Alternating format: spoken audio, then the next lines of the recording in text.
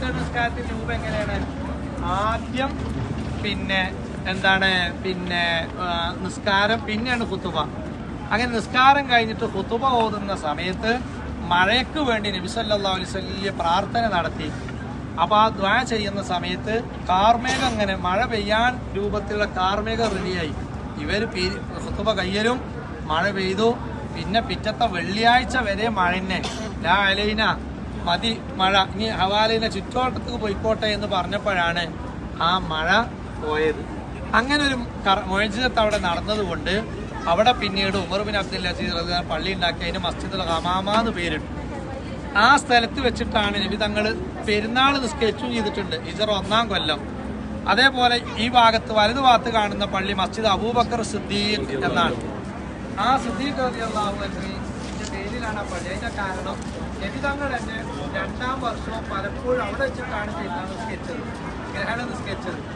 ഈ സ്ഥലങ്ങളൊക്കെ പിന്നീട് ഖലീഫമാരെ കാലത്ത് സിദ്ദീഖ് റളിയല്ലാഹു അൻഹു ഇത് തെരഞ്ഞെടുത്തു. അലിയാർ തങ്ങൾ അതിന്റെ ബാക്കിലുള്ള പള്ളി തെരഞ്ഞെടുത്തു. ഉമർ റളിയല്ലാഹു അൻഹു ആ ബിൽഡിങ്ങിന്റെ ബാക്കിലുണ്ട് ഇതേപോലെ ചെറിയൊരു പള്ളി, അത് അടഞ്ഞു കിടക്കുകയാണ്.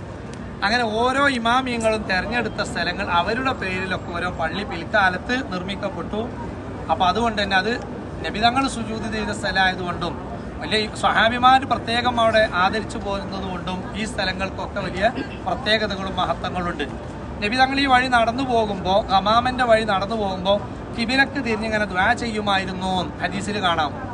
അതേപോലെ തന്നെ നബിതങ്ങള് നജ്ജാശി രാജാവ് മരണപ്പെട്ടപ്പോൾ മറഞ്ഞ മയ്യത്തിന്റെ പേരിൽ നിസ്കരിച്ചത് പിടിച്ചിട്ടാണ്. ആളുകളൊക്കെ കൂട്ടി നബിതങ്ങൾ ലോക രാജാക്കന്മാർക്ക് കത്തെഴുതിയിരുന്നു. ചിലവരൊക്കെ നല്ല സന്തോഷത്തോടെ സ്വീകരിച്ചു, കുറെ ആളുകൾ അത് അംഗീകരിച്ചില്ല, കുറെ ആളുകൾ എതിർത്തു.